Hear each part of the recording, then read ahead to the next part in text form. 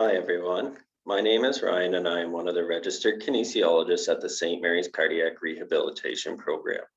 For today's education topic, we are going to discuss getting started with exercise and tips for long-term success.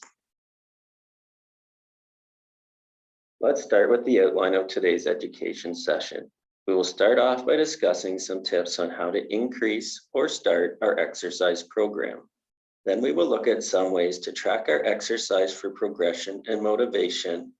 We will spend some time talking about how to maintain exercise long-term.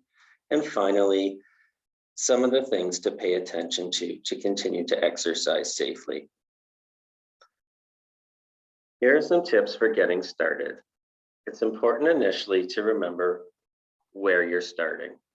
Some of us are starting exercise for the first time. Some of us have exercised for many years and are just trying to get back on the horse. If we are someone who spends a lot of time sitting or is considered sedentary, we can increase our activity by simply sitting less and moving more. It has been shown that sitting for long periods of time can increase our risk of heart disease, similarly to those who smoke on a regular basis.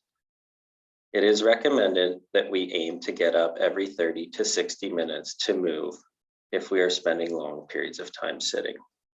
Keep in mind that exercise does not require a gym or fancy equipment. For most people, walking is a very appropriate form of exercise.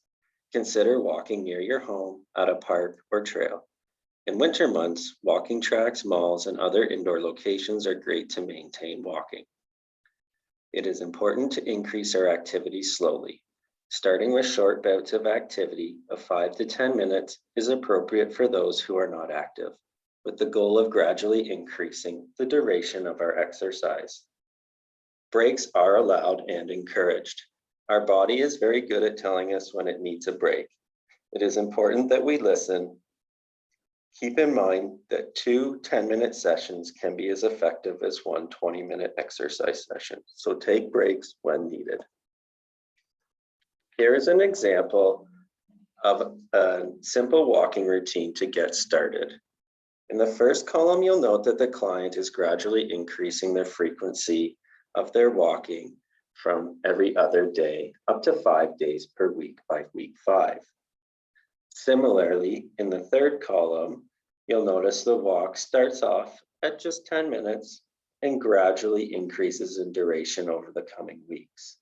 The end goal is to increase the frequency and duration of the exercise to achieve the minimum of 150 minutes per week. Once achieving 150 minutes per week, we can generally shift our focus to increasing the intensity of our exercise. One way to help us keep on track and ensure that we are progressing our exercise going forward is tracking what we're doing. There are many ways that exercise can be tracked, but in most cases, it can be tracked on a paper exercise log, such as the one we'll discuss on the next slide, that can be taken from your cardiac rehab program to use at home. As well, activity trackers such as Fitbits or Apple Watches and many other products can also be used along with our smartphones and apps on our smartphones to track many different exercise variables.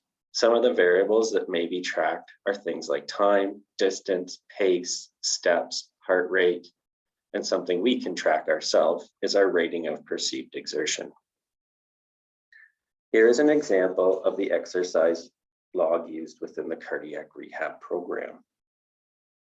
You'll see there are many different columns to fill in. So let's walk through it together so you can understand a little better on how to utilize this tool. The first column is pretty straightforward, simply the date.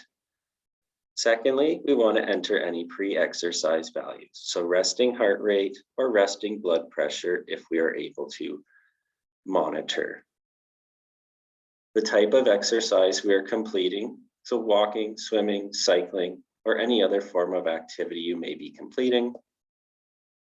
Heart rate, again, if we are able to monitor.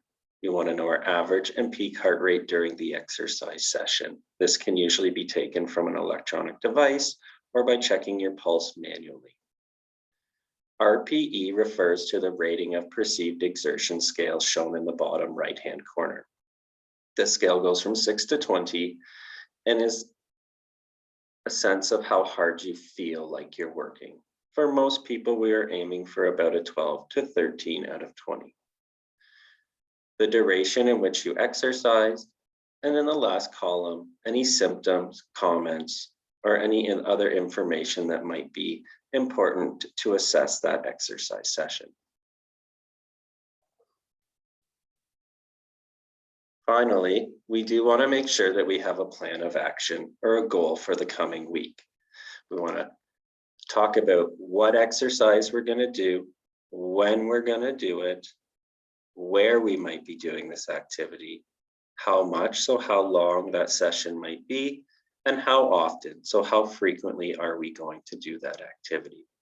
This could be as simple as I am going to walk every other day for 30 minutes around my neighborhood at a brisk pace. For long-term success, goal setting is very important. It is very easy to get complacent or do many of the same things over and over, or even fall off our exercise plan. Setting goals can help keep us there and also help with long-term progression to ensure we continue to get the same benefit from our exercise. Try not to get discouraged when things are not going perfectly. Continue to put in the effort and keep in mind that doing any exercise is better than doing no exercise at all. Remember the reasons you're exercising, how it can benefit you and help you achieve your goals.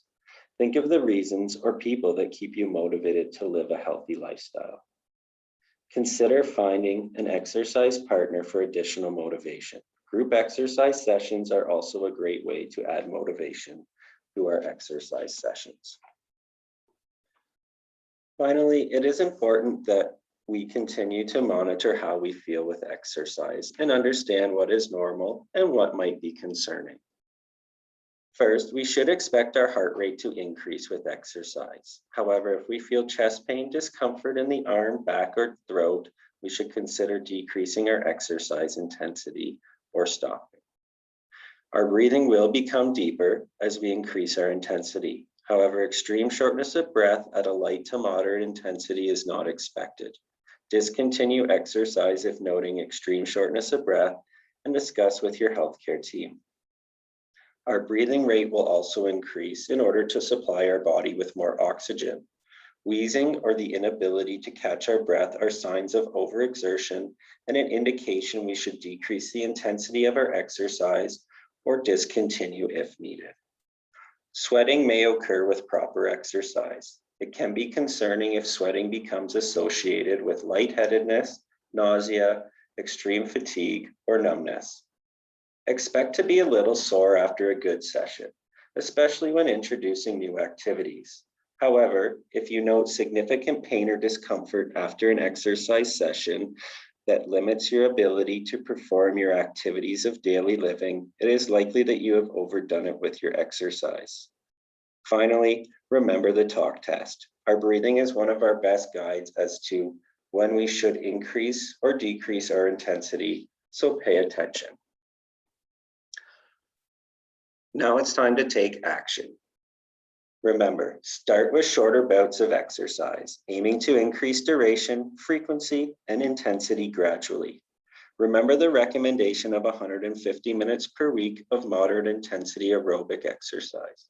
The goal is to progress towards this and then continue to maintain going forward. Log your exercise to stay on track and keep motivated. Listen to your body and monitor how you feel throughout your sessions. And be sure to report any concerning symptoms with your exercise to your cardiac rehab team. Remember, this session is education only, so if you have specific questions regarding today's presentation, feel free to ask for additional support or advice from your registered kinesiologist. For any additional exercise information or resources, feel free to head to St. Mary's General Hospital website under Cardiac Care, Cardiac Rehabilitation for other topics that may be of interest to you. Thank you for listening.